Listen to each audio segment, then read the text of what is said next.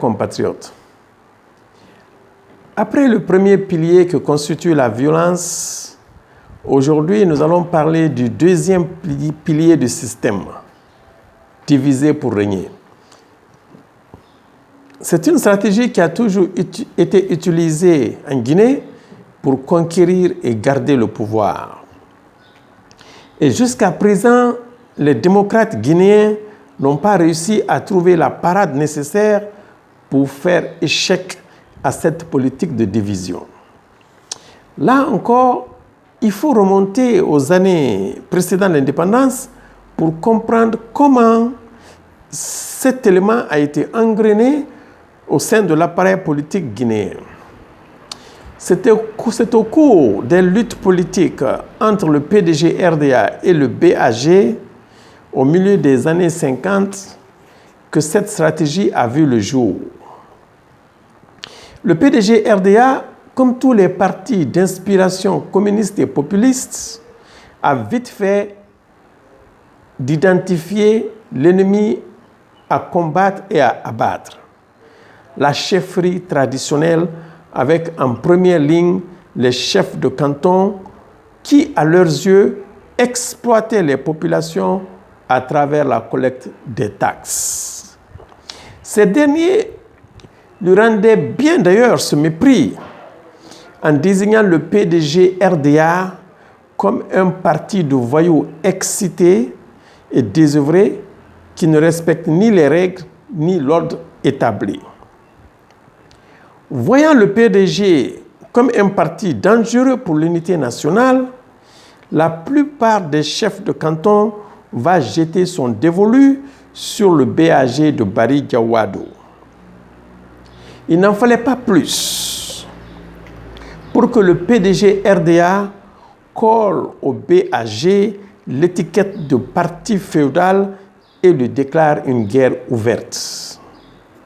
C'est au cours de ces vives tensions que Mbalia Camara, la responsable du comité des femmes du PDG de Tondon, trouvera la mort. Ce grave incident eut lieu en 1955 lorsque le chef de canton de l'Abaya dans Dubreka, Almami David Tondon Silla, se rendit à Bambaya dans le cadre de ses activités de collecte de taxes. Selon plusieurs sources et des témoins comme Émile Tompapa, qui a relaté ces événements dans un livre, la venue du chef de canton dans cette localité va créer de sérieux troubles. La milice du PDG, dirigée par Tcherno Camara, l'époux de Mbalia Camara, va tendre un guet-apens à David Tondon Silla pour l'empêcher de réaliser sa mission et peut-être même de l'éliminer. L'attaque va échouer et David Tondon Silla s'en sortira indemne. Mais il y eut de nombreux blessés graves. Informés et alertés, les autorités coloniales envoient un contingent de gardes-cercles pour protéger le chef de canton et sa suite et maintenir l'ordre. Les miliciens du PDG décident de leur barrer la route en abattant des troncs d'arbres sur la route. Il y eut de violents affrontements et les gardes lancèrent des grenades lacrymogènes pour contrôler la situation. Non loin de là, Mbalia Camara se trouvait au bord d'une rivière en train de laver des habits en compagnie de plusieurs autres femmes. Aux premières détonations, ce fut la débandade et le sauve-qui-peut. Mais Mbalia Camara ne pouvait pas courir, étant enceinte de 8 mois. Elle fut blessée au ventre par des éclats de grenades lacrymogènes. Blessée, elle fut évacuée à Dubreka dans un premier temps après plusieurs jours de marche. Mais là, on se rendit compte qu'elle ne pouvait être soignée qu'à Conakry. C'est ainsi qu'elle arrivera à l'hôpital Balai de Conakry, où les médecins s'activèrent sur elle pendant 4 jours sans pouvoir la sauver. Son bébé aussi fut mort-né. Mbalia Camara rendit l'âme dans la nuit du 8 au 9 février 1955. Aussitôt la nouvelle de sa mort connue, les propagandistes du PDG s'emparèrent de cet événement malheureux pour travestir les faits et leur donner une toute autre interprétation. Ils soutiennent mordicus que c'est le chef de canton David Tondon Sylla qui aurait transpercé Mbalia Camara au ventre avec son sabre, la tuant sur le coup, elle et son bébé. Cette version sera celle officielle prônée par le PDG et ses propagandistes, surtout après leur arrivée au pouvoir. Almami David Sylla sera harcelé, persécuté au point qu'il sera obligé de se réfugier à Dakar. À son retour en Guinée, il sera arrêté et ne sera libéré que quelques mois avant sa mort. Si je vous raconte cette histoire, c'est pour vous démontrer que la stratégie de diviser pour régner ne peut prospérer que dans le mensonge et la manipulation des faits. On s'invente donc un ennemi à combattre et à vaincre pour faire triompher ses idéaux. C'est l'un des piliers du système. Et c'est bien de cette manière qu'il a été érigé. Si au début, l'ennemi à abattre, c'était la chefferie traditionnelle avec les chefs de canton, ceux-ci vaincus, les tenants du système s'en prennent après aux intellectuels et aux enseignants qu'ils accusent de vouloir renverser le gouvernement. C'est le complot des enseignants. Ils jettent tout ce beau monde en prison. Après les enseignants, ce sont les commerçants qui deviennent les ennemis du peuple. On leur livre une guerre sans merci. Et en 1965, elle se culmine par le complot des commerçants dans lequel Mamadou Touré, dit Petit Touré, perdit la vie. De nombreux commerçants, principalement les Marcas, qui dominaient l'activité commerciale en Guinée, s'exilent en Côte d'Ivoire, au Libéria, en Sierra Leone et en Gambie. En 1969, ce sont les militaires qui deviennent les indésirables. Bientôt, un complot est découvert qui emporte la crème de la hiérarchie militaire. Le colonel Kamandjabi, le ministre Fodeba Keita des Balais africains en sont victimes. On demande au peuple de défendre sa révolution en créant une milice populaire qui supplantera l'armée régulière. Au début des années 70, un nouvel ennemi voit le jour. Il s'agit de la 5e colonne, dont les Guinéens apprennent l'existence à la suite du débarquement portugais du 22 novembre 1970. Selon les propagandistes du régime, les assaillants auraient bénéficié de complicité intérieure. On demande au peuple d'extirper de ses rangs tous ces éléments de la 5e colonne. Il s'ensuivit une vague de dénonciation et de répression sans précédent. Ce fut l'époque où les Guinéens avaient peur de leur propre ombre, étant donné que les femmes étaient encouragées à dénoncer leurs maris et les enfants leurs parents. Cette atmosphère de médisance conduira plus du tiers de la population guinéenne en exil. Mais cela ne va nullement diminuer la propension du système à trouver de nouveaux ennemis. En 1976, c'est l'ethnie Peul qui est visée.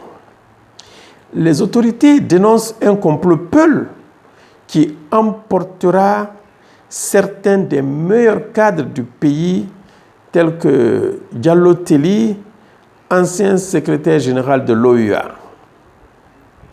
Les Peuls sont stigmatisés et le président Sékou Touré prononce un discours violent sur la situation particulière du Fouta et il parle de racisme Peul.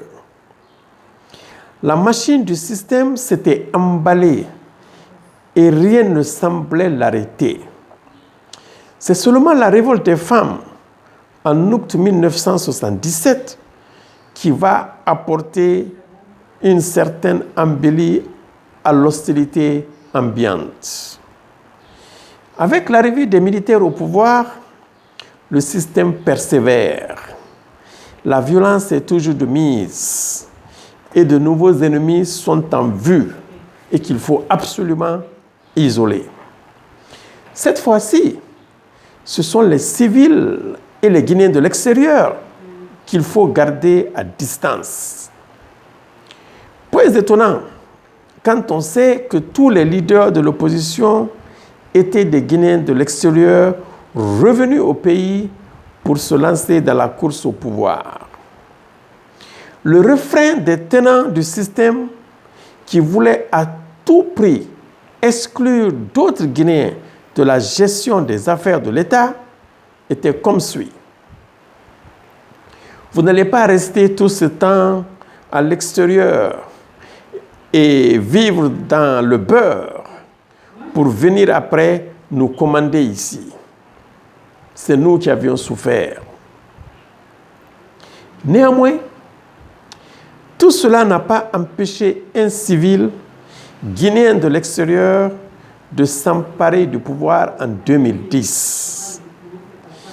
Les nouveaux dirigeants nous promettent qu'ils prendront la Guinée là où Sékou Touré l'a laissée.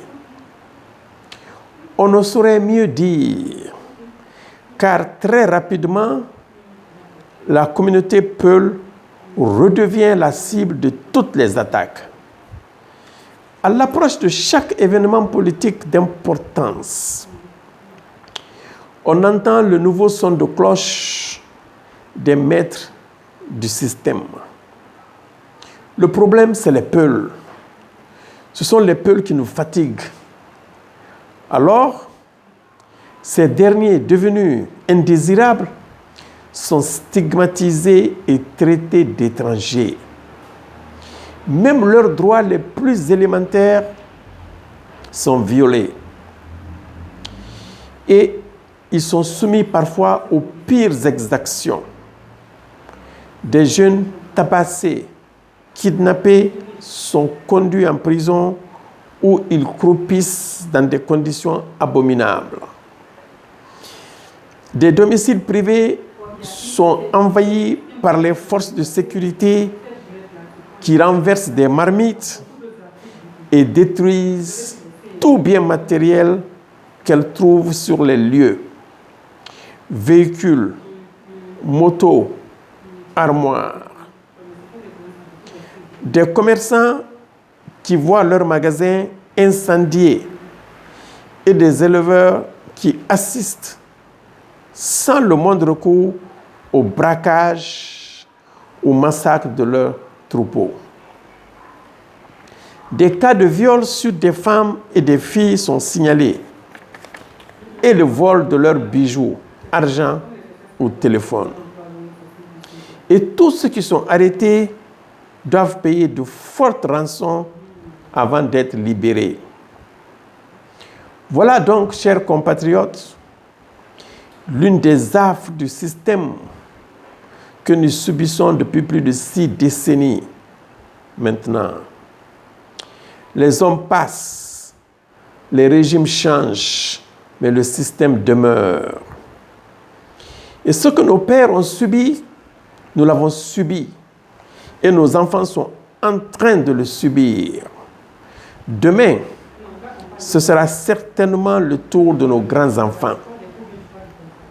Une telle situation perdure parce que nous avons une fixation sur les hommes qui détiennent et exercent le pouvoir au lieu de nous attaquer aux maux de notre société.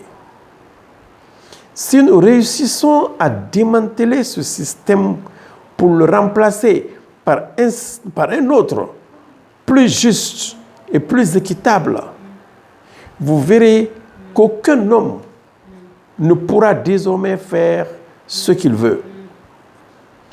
Autrement, la descente au chaos risque de continuer et on ne sait pour combien de temps encore. Et qui seront les prochaines victimes? Après les Peuls, à qui le tour? Les forestiers? Et après les Soussous? Les Koniaka? Quand il ne restera plus personne, n'y aura-t-il pas une guerre fratricide comme en Somalie où les belligérants issus de la même ethnie et qui parlent la même langue se disputent les avantages du pouvoir? Alors, chers compatriotes, faisons tout pour démanteler ce système avant qu'il ne finisse par détruire tous les fondements de notre société.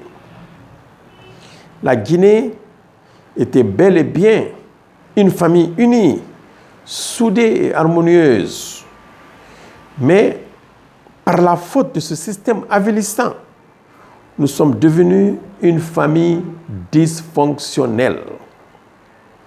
Disons non à l'ethnocentrisme, non au régionalisme, non à l'exclusion et à la stigmatisation.